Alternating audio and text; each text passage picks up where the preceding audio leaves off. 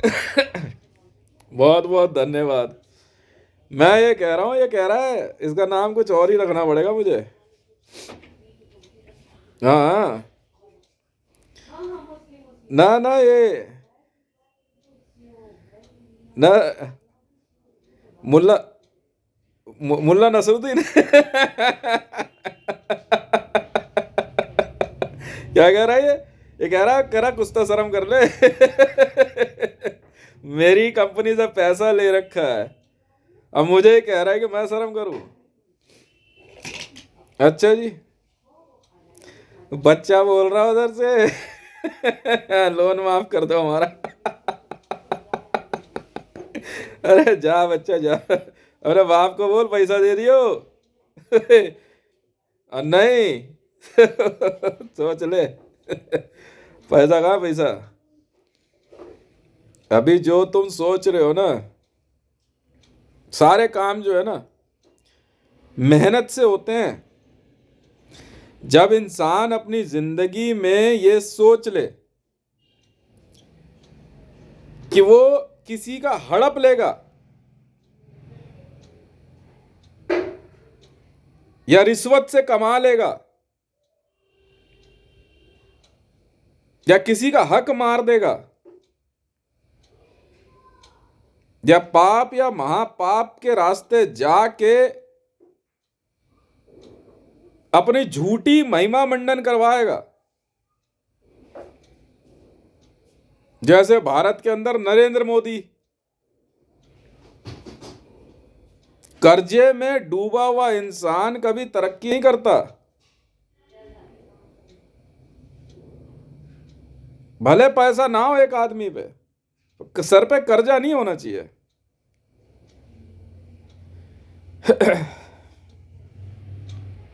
समझे।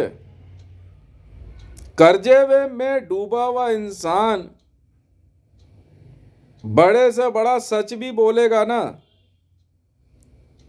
तो वो कमा के नहीं देता।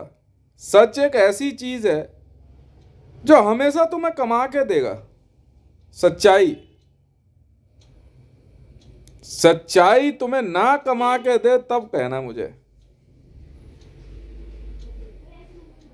सच्चाई तुम्हें कमा के देती है और बेईमानी तुम्हारा खून तक चूस लेती है। यह हकीकत है।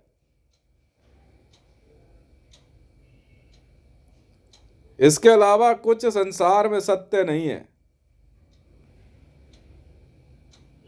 कहीं चला जा, तो किसी आश्रम में चला जा, किसी गुरु के पास चला जा, किसी धर्म में चला जा, नियम एक ही है। चाहे पैगंबर हो, चाहे गुरु नानक हो, चाहे महावीर जी हो, चाहे भगवान बुद्ध हो, ये सब भगवान ही है। चाहे श्री राम हो, एक ही बात सबने सिखाई है, सत्य। जो तेरा है वो तेरा है, जो तेरा नहीं है उसके पीछे मत भागियो।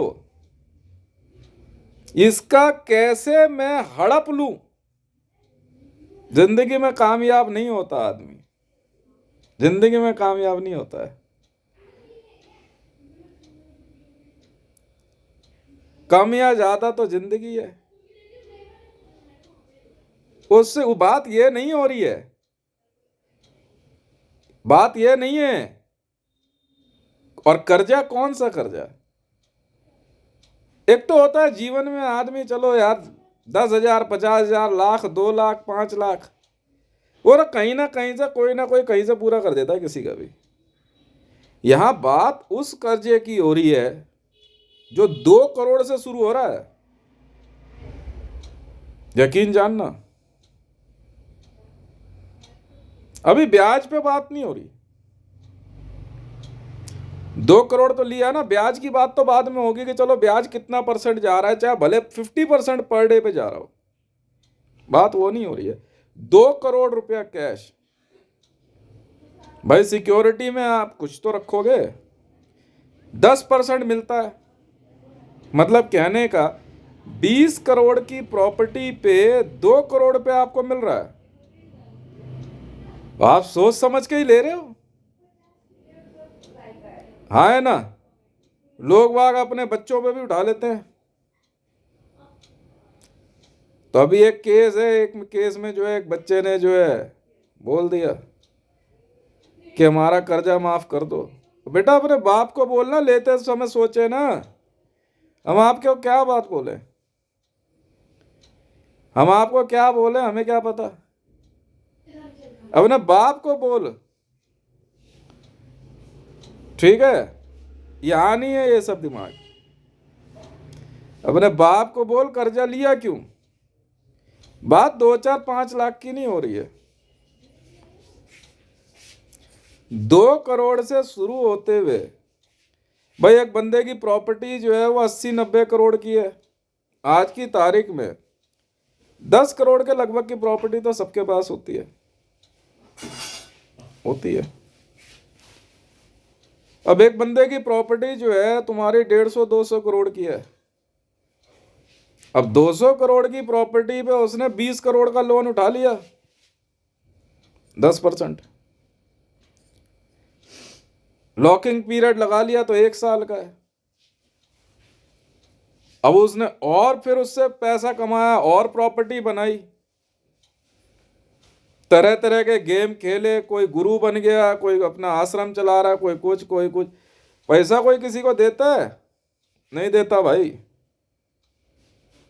अब जब तुमने प्रॉपर्टी रख के पैसा उठाया, उस समय तो तुमने साफ साफ कह दिया ऑफिस के अंदर, भाई हम तो नहीं जानते हितेश मंडल को। साफ बोला है, हम तो नहीं जानते हितेश मंडल को, ना हमारा ये रिश्तेदार है। ये बात निकल के आएगी, देखना। कहते हैं समय बड़ा बलवान होता है, जिसे कोई नहीं समझाता उसे वक्त समझा देता है। तुम बेटा अपने दिमाग से क्या बोल रहे हो ये हम सुन सकते हैं, और मुंह से क्या बोल रहे हो वो भी सुन सकते हैं। दिमाग से बोलोगे कि हमने आपका कर्जा देना है और दे नहीं रहे हो, और मुंह से कुछ और बोल रहे हो, तो याद रखना, दिमाग से बोले जाने वाली बात पे जब वक्त की मार पड़ेगी ना, तो बेटा उस समय रोओगे कि हे प्रभु ये क्या हुआ। समय रहते मुंह से बोल दो, सीधी बात है। यहां बैठ के तुम कुछ भी बोल के जाओ, मैं बेवकूफ नहीं हूं, मैं बेवकूफ नहीं हूं। वहां तो बोल दिया, ऑफिस में फोटो देख ली, सब कुछ, भाई हितेश भाई को हम तो नहीं जानते, ना ये हमारा रिश्तेदार, ना हमारा भाई, ना हमारा दोस्त, ना कुछ, वह हमें पैसे से मतलब है। सामने भाई देख लिया भैया 10 करोड़ रुपए का ढेर लगा हुआ है, अब भाड़ में जाए ना हितेश। हितेश ने कभी 10 करोड़ रुपए देखे भी हैं? अच्छा जी, ये तक बोला है, ये तक बोला है। हितेश ने कभी 10 करोड़ रुपए देखे भी हैं? 1 करोड़ रुपए देखे भी हैं हितेश ने कभी? तो भाई साहब मैं चाहूंगा भारत सरकार, एसपीजी डिपार्टमेंट ये बात लिख ले आज, गोल्डन वर्ड्स, कि एक बच्चे ने क्यों हितेश को ये बोला कि हमारा कर्जा माफ कर दीजिए। जाएगा उसके बाप के ना उल्टे हाथ का खींच के मार। हाँ बे, तेरे लड़के ने, तेरे बच्चे ने बोला ये, क्यों बे, क्यों, किस खुशी में? इसके पीछे कारण छुपा हुआ है। कारण यह छुपा हुआ है कि अब पैसा तो ले लिया, घर खेती जमीन गिरवी रख दी, अब बेटा जितने ऐसो आराम करने थे कर लिए, औरतों से मजे लेने थे ले लिए, 5 स्टार होटल में घूम लिए, फिल्म एड टीवी सब कर लिया, पैसा कौन चुकाएगा? ब्याज बेटा बढ़ गया 8% पर डे पे। 15 दिन का असाइनमेंट ले करके कर्जा, अब क्या करोगे बेटा? कहता लिया है कर्ज तो रोता है क्या? आगे आगे देखिए होता है क्या।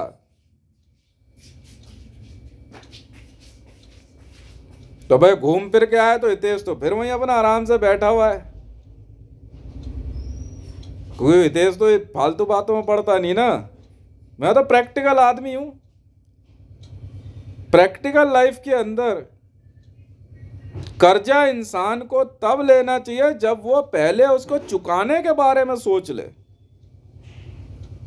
10, 20, 50,000 या लाख, 2 लाख, 3 लाख कोई उतार देता बिना ब्याज का पैसा, कोई बड़ी बात नहीं। 2 करोड़ और बढ़ा दिया तो पता चला भाई साहब, एक ने मेरे पास मैसेज भेजा, जानकार है, 600 करोड़ रुपए चाहिए जी। 600 crore, rate of interest 8% per day पे, मतलब 8 छेक 48, मतलब मान के चल रहे यार 48 करोड़ रुपया पर डे ब्याज वापस कर पाएगा भाई? कर देगा 48 करोड़ रुपया पर डे? अच्छा जी भाई कर। सारी कस्में वादे माँ बहन सब पूरी कर ली बंदे ने, साइन मोहर सब कर दिए, एसडीएम के आगे पेशी भी हो गई, डीएम के आगे भी पेशी हो गई। ये ऐसे नहीं मिलता कर्जा आप जो सोच रहे हो कि किसी केस में आपको थाने या पुलिस मुकदमे में ले गए आपको पैसा मिल जाएगा, ऐसे नहीं मिलता। ये हाई रिस्क लोन होता है, हाथ के हाथ पैसा होता है, और ये कोई गेमिंग वर्ल्ड नहीं है, लोग बाग लेते हैं। अब इन्होंने पैसा तो लेना नहीं था, क्यों पहले से कर्जा चढ़ा हुआ था, तो हमने कहा कि देखो भैया पहले का पैसा दे दो।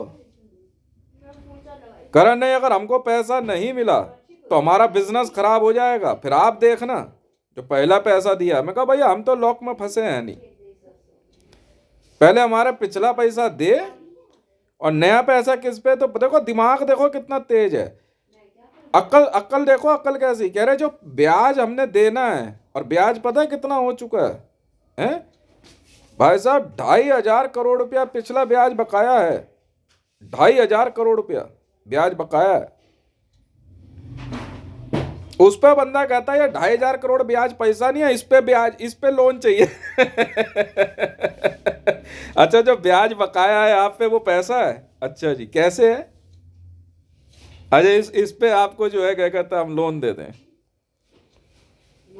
नहीं तो देखो फिर हम क्या करते हैं। मैं कोई छुप के थोड़ी बैठा हूं। हितेश फिनकॉर्प्स 9.0 कंपनी है बेटा मेरी। Hitesh finance corporation corps company है मेरी,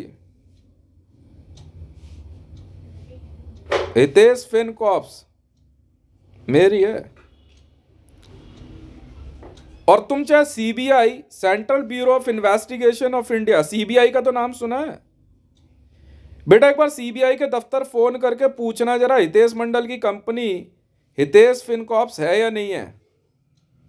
कॉरपोरेशन तो मेरी अपनी अलग है, हितेश रेवन कॉरपोरेशन जो है, हितेश फिनकॉर्प भी मेरी कंपनी है 9.0।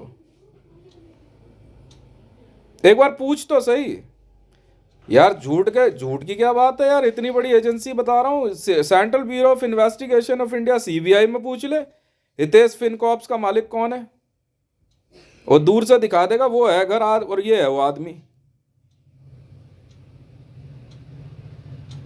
कोई हो तू, अमान, हक्कानी और हेजबुल्ला जैसी कंपनी को मैं देता हूं बेटा लोन, मैं पैसे देता हूं, फाइनेंसर हूं मैं। अमान कंपनी से रिश्ता कैसे जुड़ा मेरा मैं बताता हूं, और किस प्रकार अमान कंपनी मैंने खरीदी। मैंने पाकिस्तान में डिमोनेटाइजेशन के बाद 400 करोड़ रुपया उतारा। उससे पहले जो इमरान खान साहब को पैसे दिए $450 मिलियन US, वो अलग है। उसके बाद भी मैंने पाकिस्तान में पैसा उतारा, तो वहां के मनी लैंडर्स में से एक मनी लैंडर हैं, उन्होंने मुझे कांटेक्ट किया, करे यार आप कहो तो हम आपका पैसा संभाल लें यहाँ पे पाकिस्तान में। मैं कहा संभाल लो जी, पर मेरा पैसा मुझ तक टाइम पे पहुंच जाना चाहिए। कह रहे ठीक है जी। मैं रूट क्लियर करा रहा था अपने पैसे का, और जब इस पैसे का मैं रूट क्लियर करा रहा था तो भाई साहब वो बात वहीं आ गई। तो एक दिन जो है सुबह सुबह जो है एसीआर होती है ना, एसीआर विजुअल ऑन कर दिया गया। एसीआर विजुअल में एक बंदे ने पाकिस्तान से मेरे को बोला कि सर वो जो आपने पाकिस्तान में पैसा दिया था ना, उससे एक कंपनी बनाई गई अमान। अब देखो अब बात आएगी, यानी कि यार तू कंपनी अमान बना चाहे चमान बना चाहे धमान बना, मुझे क्या मतलब है, मुझे मेरे पैसे से मतलब है ना, मेरा पैसा ब्याज पे लगा हुआ है और मेरे लोग काम कर रहे हैं। हितेश फाइनेंस का नाम सुना है? उस समय हितेश फाइनेंस के नाम से चल रहा था काम, अब ये हितेश फाइनेंस कॉर्प्स है। तो इस प्रकार, और सेम तरीका भारत के अंदर भी अपनाया। भारत के अंदर भी डिमोनेटाइजेशन के बाद जब पैसा बहुत बुरी तरीके से नीचे गिर गया तो फाइनेंस मैंने डाला ना, क्योंकि मेरा पैसा गोल्ड में रहता है हमेशा। मैं अपना पैसा वर्ल्ड बैंक, मेरे पैसे पर असर ही नहीं पड़ता, मेरा पैसा जो है वर्ल्ड बैंक में गोल्ड में रखा हुआ है, और आज भी मैं अपना पैसा गोल्ड में रखता हूं, मेरे पैसे पर असर पड़ता ही नहीं। कोई गवर्नमेंट हो, किसी देश की गवर्नमेंट हो, कुछ करती रहे, मेरे पैसे पे असर नहीं आता जी, क्योंकि ये गोल्ड में है। आप नोटबंदी करो चाहे नोट चालू करो, यहाँ फर्क नहीं पड़ता, क्योंकि मैंने तो छुटते ही जो है पैसे को गोल्ड में कन्वर्ट कर देना है। और यही बात हुई थी कि भारत सरकार में जब 2000 का नोट दोबारा बंद किया गया तो मैंने जो है क्या कहते हैं सारा A to Z 1000-5000 करोड़ रुपए जो है मुश्किल से मैं कैश रखता हूं, उसके बाद सबको गोल्ड में कन्वर्ट कर देता हूं। मैं इनका चक्करों में पड़ता ही नहीं। पाकिस्तान से यह एसीआर विजुअल ऑन करवाने वाली और कोई नहीं, जरताज गुल वजीर थी। उन्होंने मेरे को सुबह बोल दिया, और अलबेला नाम का एक आदमी है, उसने मुझे कांटेक्ट किया। मैंने वो कह रहा कि भाई साहब हम संभाल लेंगे आपका पैसा, आप सही टाइम पे काम करेंगे। तो गुलाबी बाग के कुछ लड़के हैं इंडिया में, वो भी थे। मैंने कर भाई, यहाँ पैसे की तो कोई दिक्कत है नहीं।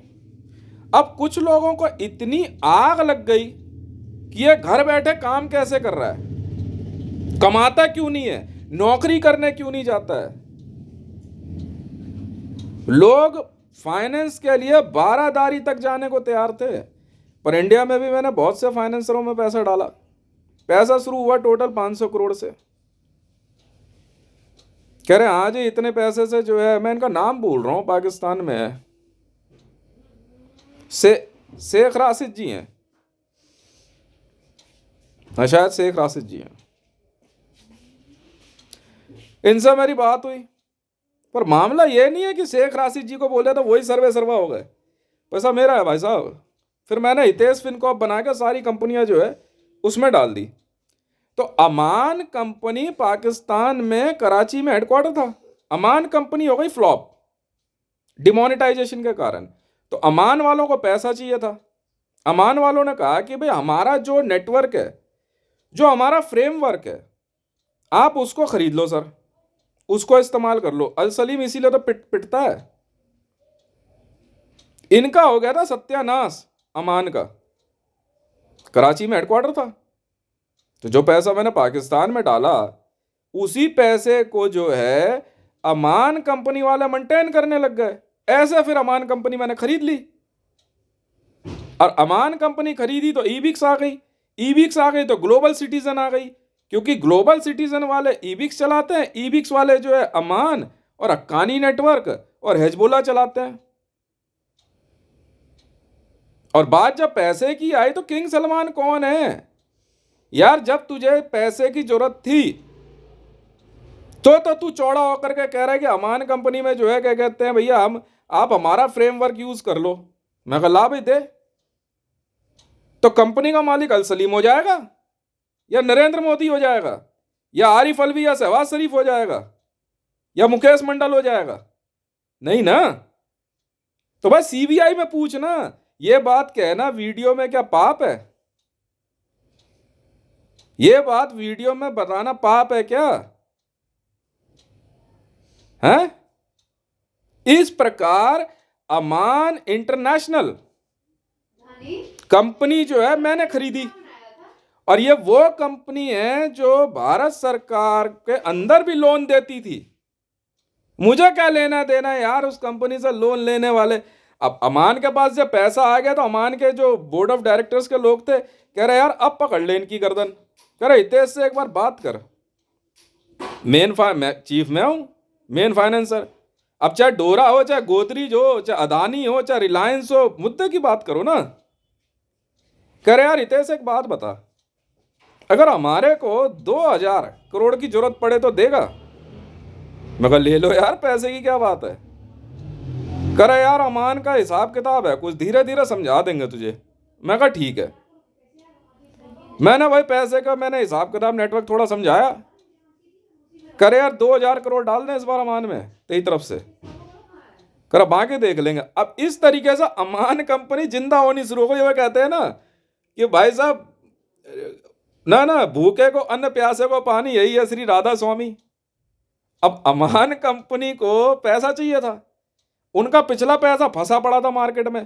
कह रहे यार ये और पैसा मांग रहे। जब पहला 2500 करोड़ के 400 करोड़ के बाद पहला जो 2000 करोड़ पे गया हो गया, उसके बाद उन्होंने कहा कि भाई हितेश 10,000 करोड़ डालना। मैं कहा डालना है यार पैसा। फिर मेरे को उन्होंने ना एक लिस्ट दी, कह रहा हितेश ऐसा है कुछ सुनेगा। मैंने कहा बताओ। उन्होंने मेरे को कुछ बंदों का नाम बताया, कह रहा ये बंदे हमारी कंपनी से पैसा ले चुके हैं अमान से।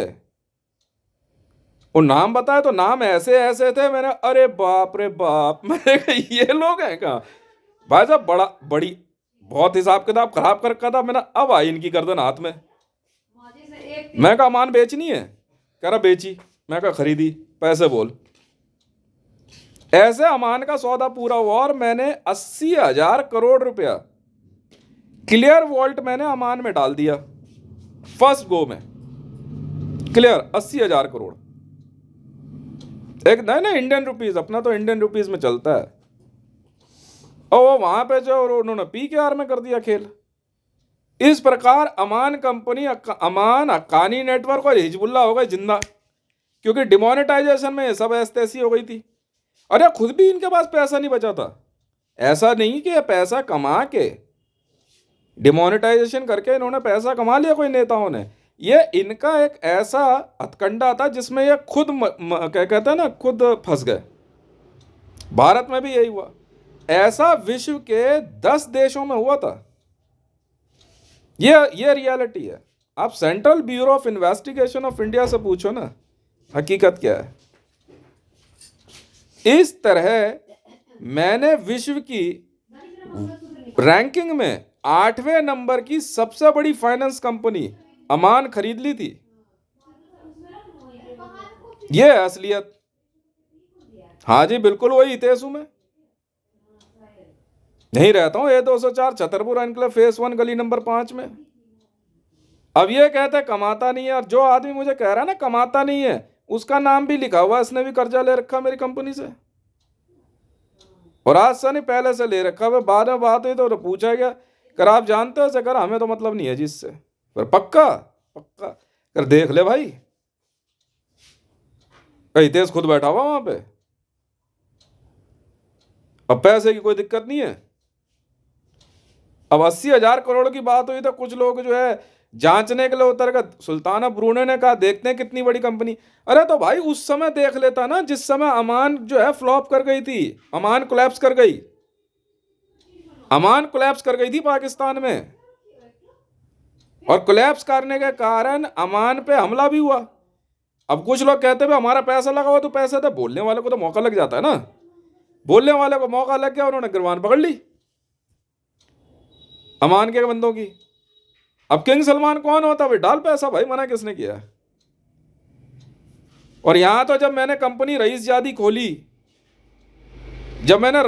खोली, तो मान कर चलो भाई साहब क्या कहते हैं, मिनिमम 90 ट्रिलियन US डॉलर का लोन चढ़ता है चाहिए। मिनिमम कह रहा हूं, मिनिमम। और मैक्सिमम की छोड़ो, पहला अगर आप बोले ना बंदा तो 1 करोड़ ट्रिलियन का लोन देने की औकात रखता है ये हितेश मंडल। 1 करोड़ ट्रिलियन।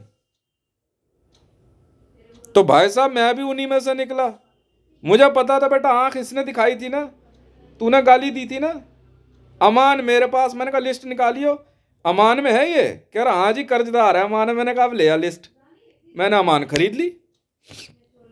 मैं अब भग के कहाँ जाएगा?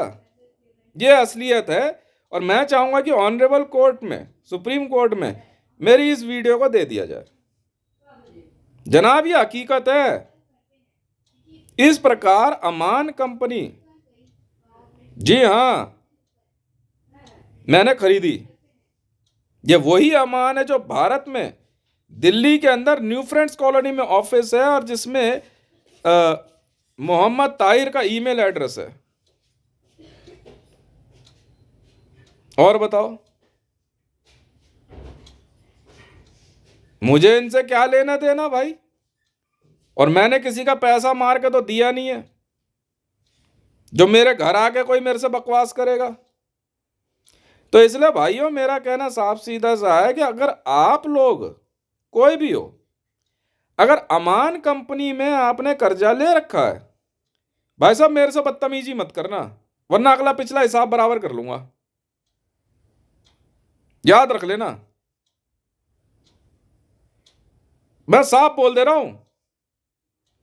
अगर अमान की लिस्ट में आपका नाम है तो भाई साहब मैं किसी की नहीं सुनूंगा, मैं सारी बदतमीजियों का हिसाब बराबर कर लूंगा। और इस प्रकार मैंने अमान कंपनी का नेटवर्क मैंने टेक ओवर किया। तो अगर यह बात मैं कह रहा हूं तो मेरे ख्याल से गलत तो नहीं है ना? क्या बात हो गई? अब भाई कमाने के लिए मेरे को कह रहा तू रोड पे जाके कमांडा ब्रेड बेच, रेडी लगा। अरे भाई मैं तुझे क्यों बताऊं मेरी कंपनी का फ्रेमवर्क क्या है? भाई तू बहुत बड़ा आदमी है, सीबीआई का नाम सुना है? सीबीआई को फोन करके कह दे ये हितेश मंडल है, ये अमान का मालिक है, और वो मना करके दिखा दे, सीबीआई इंडिया वाला तो मना करके दिखा दे। चल मेरे को दिल्ली पुलिस कमिश्नर से पूछ ले, संजय अरोड़ा जी से, वो मना करके दिखा दे। भाई साहब क्या कहते, हितेश जो है वो अमान का मालिक नहीं है। जी हाँ, अमान कराची में headquarter, Saudi Arabia, Dubai police चलाती है इसे, अमान को। ओनर हूं, ओनर अमान का। और जिस दिन भी इस फ्रेमवर्क को पूरा सेटल करके निकल गया ना, वो मेरे को क्या पड़ी है, अमान कंपनी को मैं आईएमएफ, इंटरनेशनल मॉनेटरी फंड और फाइनेंशियल एक्शन टास्क फोर्स और इनकम टैक्स इंडिया की जांच से निकाल रहा हूं। भाई टाइम लगता है, बहुत बड़ी कंपनी है, इसको इस जांच से निकालने में टाइम लगता है। एक एक फ्रेमवर्क, एक एक चीज आज से बनानी पड़ती है। इतना आसान नहीं है। पहले इस कंपनी के ऊपर पेंटागन का प्रेशर था, अब नहीं है कोई प्रेशर अमान के ऊपर। एक एक लाइसेंस क्लियर करा रहा हूं अमान का। इसलिए भैया आप अपने कागज अपने पास रखो, मुझे तंग मत करो। बहुत बहुत धन्यवाद। इसलिए जो बात सच्चाई है सच बोलो, नहीं तो मैं साफ सीधी बात बता रहा हूं, मन की बात में मन से ही टैकल कर देंगे हम, तो पैसा बराबर कर लेंगे अपना। हमने तो भैया कैश दिया। बहुत बहुत धन्यवाद। यहाँ राजनीति की पदवी नहीं चलती है, साफ सीधी बात है। आप कोई हो,